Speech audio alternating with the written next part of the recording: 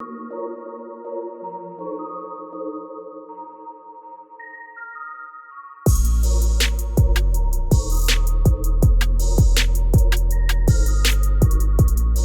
Natalie, welcome to the show. It is so good to have you on. Obviously, I've known you a very long time in a lot of different capacities, and it's great to finally get you on the show, and particularly in the business that you're in right now. But I think for the sake of everyone who is watching, why don't you give us a little summary of, one, how we met, maybe, because that's quite an interesting story, and two, where you are now and what you're doing, and a little bit about the company that you're at. All right. Well, there's a lot in that, Steve. But there is a lot in that, I know. So let's start with where and how we met.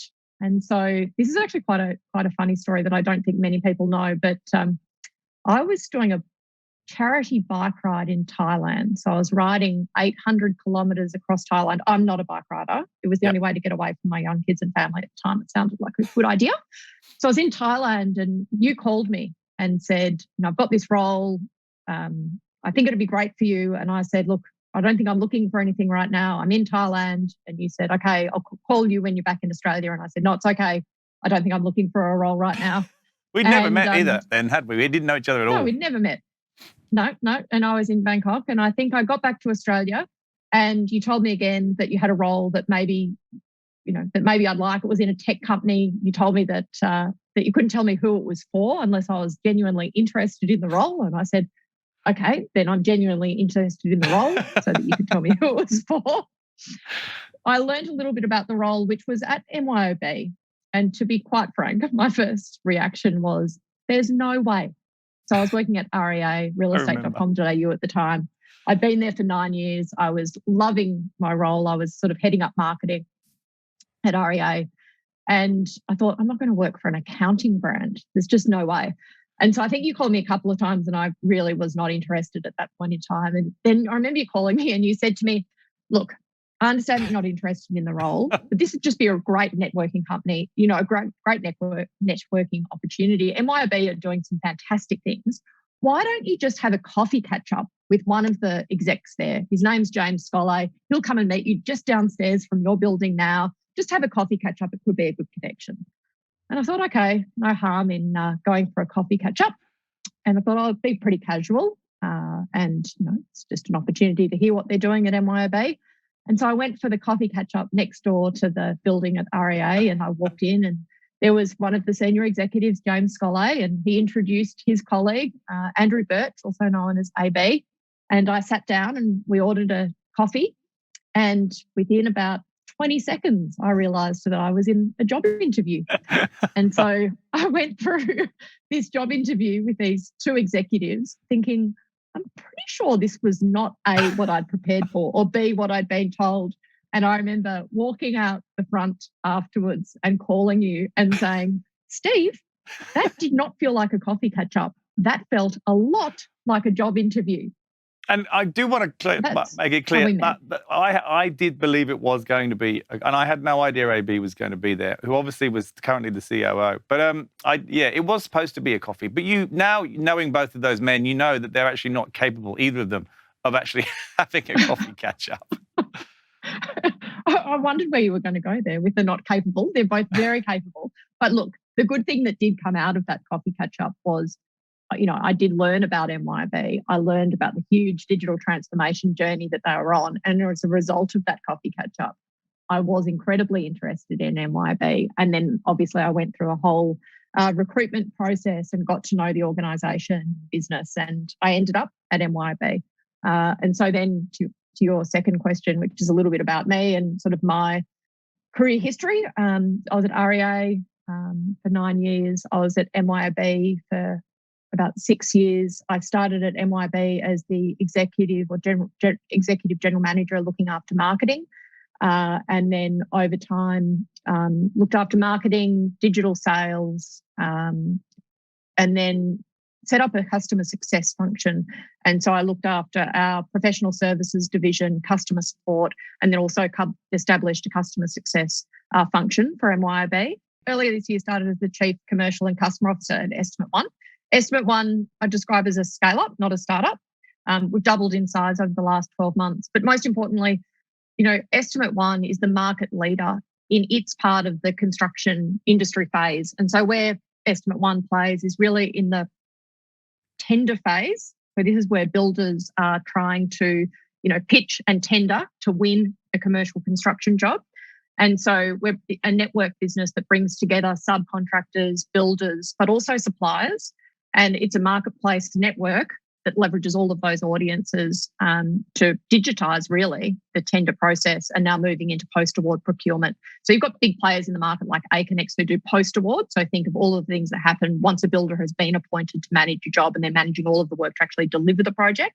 These are all the parts that happen before the project is actually awarded. So this is about the customer or the client who has a building project and they're trying to find the right builder to build that project. And then the builder needs to go through a very lengthy process to get the right estimations, the right contractors to all input into building a tender for that job. And it's one of the riskiest parts of the construction process because it obviously in the old days included a lot of back and forth on paper and emails in terms of getting quotes and different versions of plans, etc. And what EstimateOne has done is really digitize that whole process.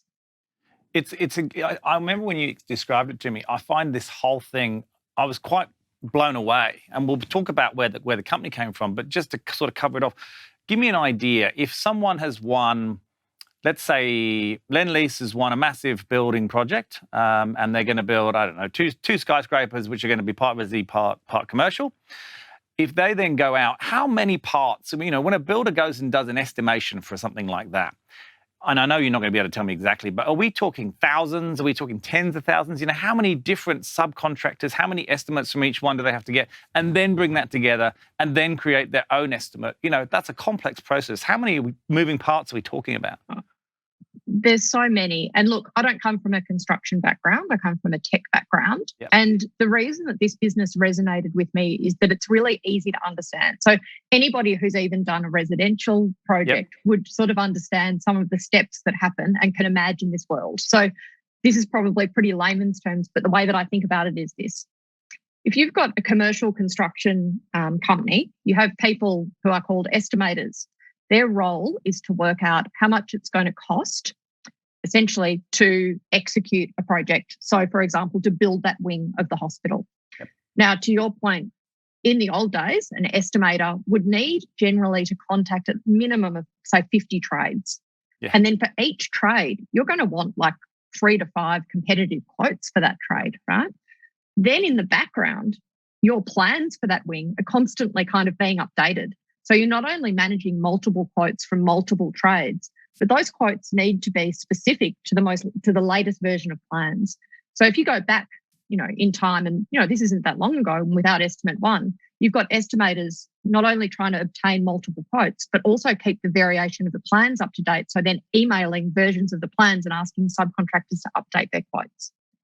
EstimateOne digitizes that whole kind of process so that you've got a platform where you can have the most up-to-date version of the plans, where you can automatically contact your address book and ask subbies to quote on packages that within a 50-page document have all been articulated for that and packaged up for that specific trade. So this estimation part of a tender process, it's the riskiest part for the builder because if they get it wrong, they're losing their margin. And so by digitizing the process, it not only creates efficiencies, but it also really reduces risk. Yeah, absolutely. I think it's awesome. And tell us quickly, so how long has it been around? And the business never took any funding, is that right? It's sort of grown off its own back, which I find, astounding. There's so few people that ever come on this show that have done that. So tell us a little bit about that journey that the founders went through and how you ended up there, how you ended up going from MYOB to meeting the people at EstimateOne. I'm intrigued by that too. Yeah, so, again, it's really interesting because at MYOB, I was, really enjoying my new role, setting up customer success and, enjoying working in, again, a high growth tech company. And, once again, I got a phone call about, do you know anybody who might be suitable for this role? And I said, it's not something that I'm necessarily interested in, but I'm happy to have a chat with you because I often like hearing about these types of businesses and then I can refer somebody else, for example. So I met the chair of EstimateOne and then, most importantly, met the founders. EstimateOne was founded by 2 guys, Andrew Ritchie and Michael Ashcroft. Michael Ashcroft was an estimator and he worked in the construction industry. And Richie, I think, was working at, he comes from a digital tech background. I think he was working maybe even in a bank, but don't quote me on that. Yep. They met working at a bottle shop, I believe. And they essentially worked out, through Mike's frustration, that surely there's a better way and a better way to do this job. And so between the two of them, I think they started hacking together a product. And this was 10 years ago. And They started hacking together a platform for builders. And, it really did grow from there. They've done such an amazing job. It is, as you said, bootstrapped. They've never had any investment. The business is 100% owned by them. We've now got recurring revenue of over $1 million a year.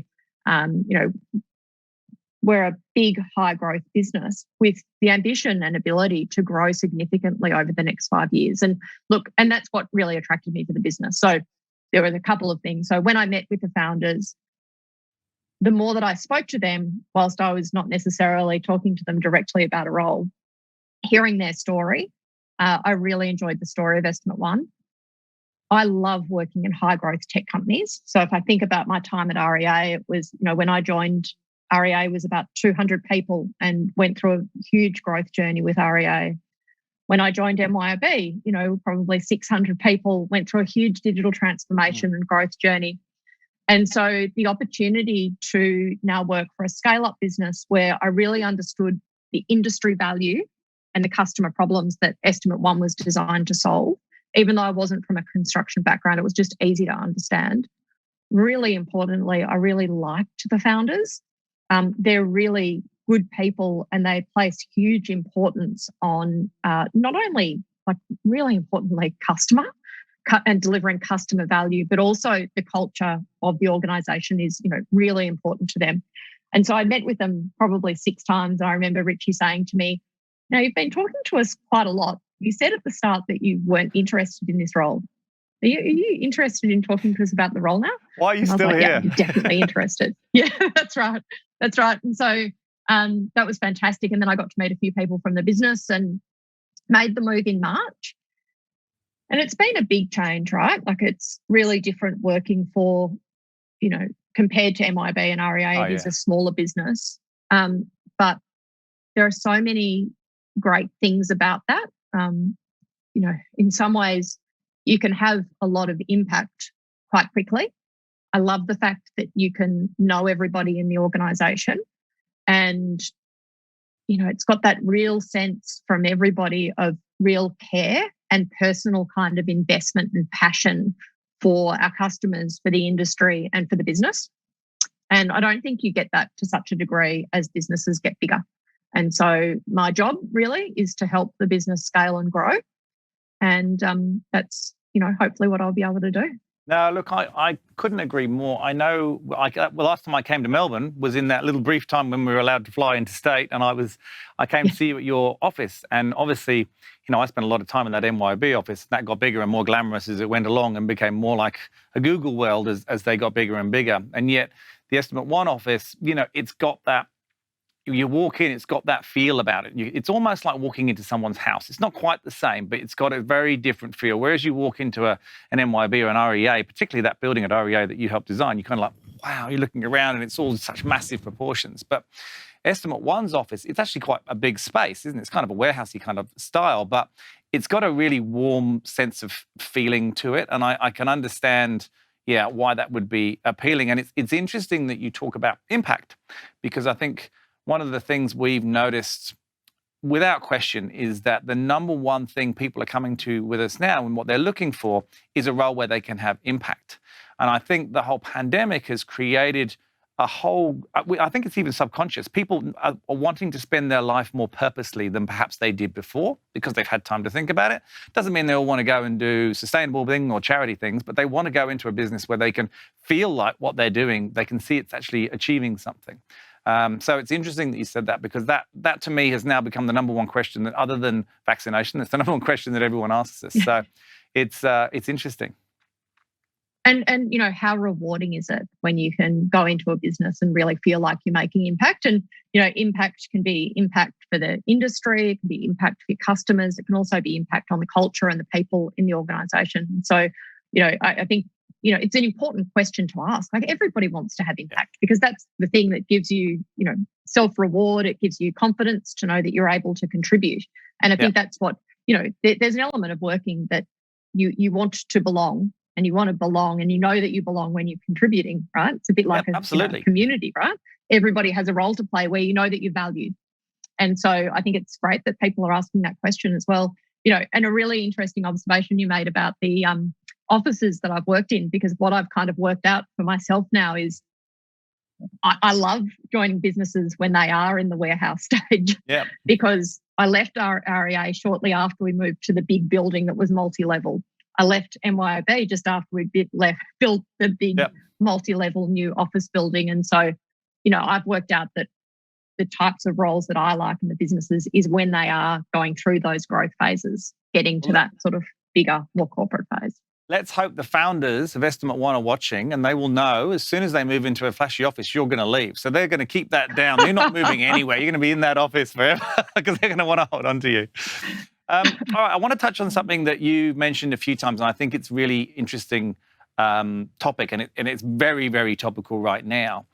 We like to talk about challenges on the show, and you mentioned a couple of times you love joining businesses that are going through growth and have done. And, like you said, REA went from 200 and MYB went from 600 over 2,000, I think.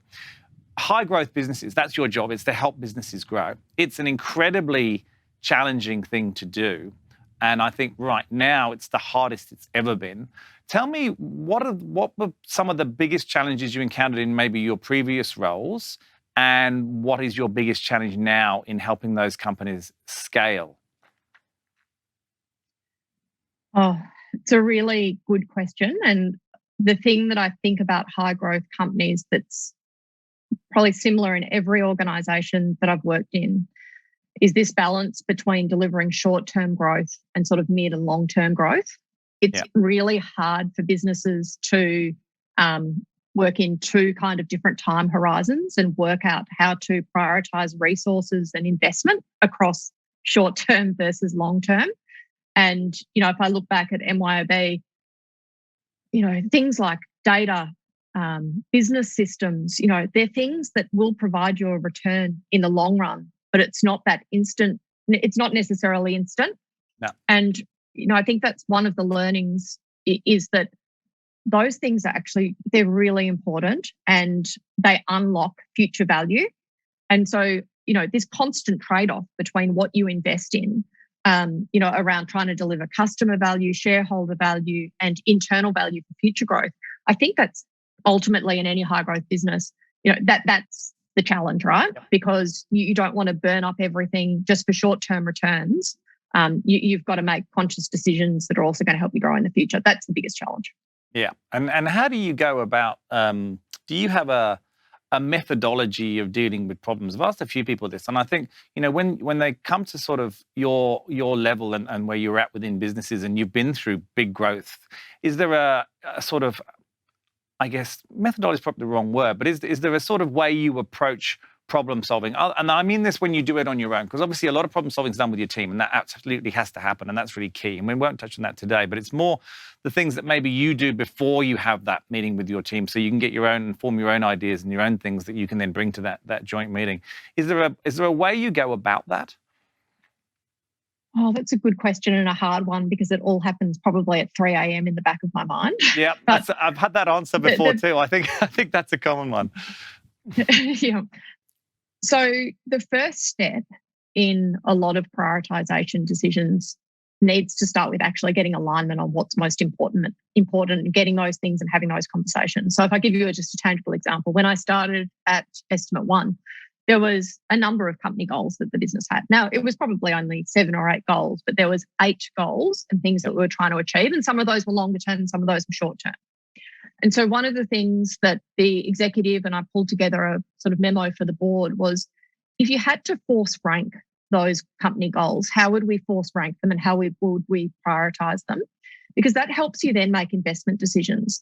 And in actual fact, the thing that we put as our number one goal above even the short-term kind of, any revenue or shareholder return was our number one strategic priority, that was building a certain part of the product that addresses a market need and a customer that we don't currently serve. And what that has then done is, number one, at the time, it enabled really good conversation in order to prioritize those, because you have to think about the implications of prioritizing one thing over the other. Yep. The second thing it did was it enabled us to go back to the business and explain to them what was most important. And then thirdly, we've used it all year in order to say, okay, well, is that supporting our number one strategic objective? And if we have to make a trade-off between a couple of things, we go back to the prioritized ranking. So then my only kind of, I guess, insight there is, one of the things that I've seen in businesses perhaps not work is when you just have too many goals and things you want to achieve. If you can't prioritize them, how's the business going to prioritize them? It might not even be fair on the business if you're asking them to do it. So you have to take control of that. And it's just clarity, right? Like people, like what I really believe is that people succeed and teams succeed when they have clarity, when they've got context to what you're asking them to do and then what they're leading and doing. They want to understand the full context of what they're doing and that they've got clarity of what is most important, because then they're going to have the belief in it, right? And they're going to be on board to, drive it forward. Okay, and that is a great answer because it segues so nicely into my next question, which is belief. So, been a hell of a 2 years for everybody. We're still sort of powering through it, although there does seem to be a light at the end. How bright that light will be, we shall see. But I guess one of the questions we've been asking a lot of people during these last couple of years is, as I mentioned, candidates have changed the questions that they're asking us when we're interviewing them for jobs. And people have developed new habits, and a lot of people have changed a lot during this period, which I think has actually been a good thing. Is there any kind of belief that you had perhaps before pandemic? And it doesn't necessarily mean that the pandemic was the cause for it, but is there any belief that has changed during that period or this last 2 years? Because it's an interesting thing. I think the whole world has changed for the better and permanently. And I think everybody's beliefs have changed somewhat. And I'm interested to know if there's any that really stand out for you. Oh, look, the biggest belief, that's a personal kind of belief is, I'd say to some extent throughout my whole career, I've worked quite hard to keep my, personal life as invisible as possible to my working life. And, I loved the fact that I could get dressed for work every day, get in the car and go into an office and not need to think about things that are happening with children and household and everything else in the background. And then I can go home and deal with that. And, to the point where if, on reflection, I remember somebody at MYOB actually saying to me, I'd been working in the business for a couple of years and it was a program manager who was being put, into my division to help me with something. And she said, oh, I've always found you a little bit cold, but so-and-so said to me that if I got to know you, they'd find you that you were really warm and open. And I kind of thought, oh, that's really interesting. Like, is that how I come across? Now, the belief that probably I had pre-pandemic was that there was value in keeping my professional and my personal life, as separate as I could. And that all came tumbling down when COVID happened. Yeah. I mean, last year I was, working from home, and I've got a 10-year-old, an 8-year-old, and I had a 2-year-old at the time. She's now 3. And, she was so excited that mum was home. She'd just be sitting under my desk all day. There are kids constantly around you. And I'd find myself at times like, I'd be in meetings at the start, and I'd have my arms stretched out like that. And what people didn't kind of realize was that I was actually holding children back to keep them out of the screen because they were coming to ask me things. And look, I'm really lucky in that I've had support during COVID, but I think the belief there was that I had to keep these things really separate in order to build a career and a professional career for myself. And the insight there is that those walls have completely come down. There are constantly kids screaming in the background now. Yep. And for a while that sent me into an absolute anxious spin because I hated it. I hated the idea that people were getting a glimpse into my outside life. Yeah. And I think maybe what I've come to terms with and the belief that's changed is that I can have a career, I can still work really hard, even when I have kids. Yeah. And I think a lot of people can see. A lot of people have felt that, haven't they? It's a common scenario, I think, for a lot of people that has happened. And so where are they today? Have you literally tied them up so that they can't come in the back of this interview? They're in the back room tied up. It's funny when I was recruiting for you after you'd been at MYOB and I was helping you build your team. Do you remember the only time I could ever get you, I used to know what time you used to pick your children up from school or daycare, and that was the time I would call you when you were in your car on the way, and I knew that was the only time of day I could ever get hold of you. And you said, you've worked this out. You always call me at the same time. This is the only time you answer your phone. It's funny. Clever man, I say. Yeah. That's why you're good at what you do. You work it all out. Now, a more casual, easy question, and it's one that everyone always wants to hear.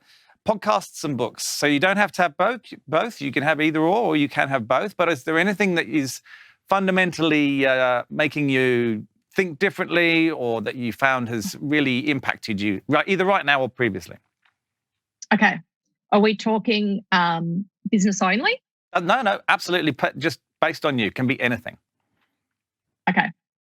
So I've just recently got into a podcast series and I was just looking it up. His name is John Harbinger. And I don't know if you've listened to his podcasts. No, I just love him. So he is on this mission to interview the world's most interesting people. And there's 500 podcasts. He's an excellent interviewer. And just to give you an example, the episode that I was listening to yesterday is how to elicit the truth out of people. And he talks to an FBI specialist, not in interrogation, but in sort of elicitation of getting people to give up information. Wow. That he talks to people in all different fields from, astrophysics, all sorts of interesting people, the world's most interesting people. So that's Jordan Harbinger. I set out with a New Year's resolution, or kind of something that I wanted to achieve this year, which was to read 52 books. So I thought, give up the time in the middle of the night that I spend looking at social media and read books instead. And look, the thing that springs to mind is I love true stories. And I just read a book called In Order to Live. And it's about a young girl who grew up in North Korea, and essentially she was trafficked as a 13-year-old out of North Korea, by her family for a better life. But what an inspirational story. And, human trafficking in general is something that I'm, as something that, I support. I support an organization that has a mission to stop, human trafficking and child trafficking specifically. And so that book was really interesting. I really enjoyed it. And then for a bit of, true crime, there's another podcast called Live and Die in LA. Fascinating and brilliant. So that'd probably be my tips. Wow, that sounds good. It's interesting to talk about trafficking. We've actually got a couple of clients on this year that are very focused in that area. They're usually special forces people that have gone off, and they're using a lot of technology now. And we've been hiring quite a lot of people, and we can't obviously I'm not going to mention them now, but there's some really interesting things. They're making some amazing breakthroughs, and it's a hell of as a parent, as I know, it really gets you. I'm not saying it doesn't if you're not, but it's one of those things that you've become more emotional when you're a parent. I think I've become much more teary since I became a father 13 years ago now. Gosh, that was a long time ago. But you certainly do. Yeah, I can. Yeah, and look, human trafficking. I just don't think that people in Australia, maybe as well, or a lot of people in more privileged societies, we just don't realise how big it is globally, and the millions of people who are trafficked each year. It's terrifying. All right, now last question, and the one that we always are interested to hear. EstimateOne, your growing, fast growth business. Anyone who's watching can obviously reach out to you if they want to come work there. But tell us, why would someone want to come and work at EstimateOne? We are the market leader, and working for a market leading tech brand is excellent. We are high growth. And working for a high growth business is one of the most satisfying, rewarding, and one of the best things that you can have in your career, because you can grow with the organisation. But most importantly, we have a really, really great team, and we have great founders who believe in delivering customer value, and that is a blessing in itself. And the other reason I'll say it like this is forthright and frank. There is a value at EstimateOne called forthright and frank, and I've never experienced anything like it at any organisation I've worked in. The value is being forthright and frank in our meetings and our communications and what we say. Yep. And the thing that I just love is people use it all the time in order to tell their truth. Like they'll say, in order to be forthright and frank, I'm not sure I'm not sure I agree with that, but it kind of gives everybody a voice. It doesn't matter what role they're in. And the values of the business and the culture is really strong. We would love you to be part of our growth journey. We're a great business. We've got roles open from general manager roles. We've got lots of dev roles. There's all sorts of roles available. So have a look. Lots of dev roles. Who'd have thought it? Who'd have thought you'd have some dev roles? Who would have thought that? Forthright and frank. I like that. I've heard other things that are similar, and I think, getting people to actually speak up is one of the hardest things you can do. I know as a business owner, it's really hard to get your team to be able to be very honest with you. I'm very lucky now in that most of the team I have now have worked for me before, so it's not a problem. They're probably maybe a little too honest sometimes, but I think it's a great thing if you can have a big company that's growing like yours is, that has that and can continue to maintain that forthright and frank thing. That's a very healthy place to work for sure. It is such a nice way to give everybody a voice. And I read it in the kind of, the employee nuts and bolts, this great book that we've got. But, so often you read things about company values and you might see them a little bit, but I've been overwhelmed at how much this company lives its values and the fact that you hear people using them every day. Yeah, I've actually read some of that book. You gave me one of those books when I came to visit you. I certainly did. I did. I read quite a lot of it on the plane. I must admit, it has sat on my bedside table since then. But I did read quite a lot of it on the plane home from Melbourne that day. But all good. Natalie, thank you for coming on. Pleasure we kept the children out. I can't see them anywhere, not even peeking. You've done well. If you turn my camera just a little bit to the left, you'll see a door and it's got a big lock on it. Thank you for coming on the show. It's great to see you again. I hope we will get to see each other in person, either in Sydney or Melbourne in the not too distant future. It's just great to catch up with you again. I'm glad it's all going so well. Thank you so much, Steve. It's been a pleasure to chat with you. Cheers.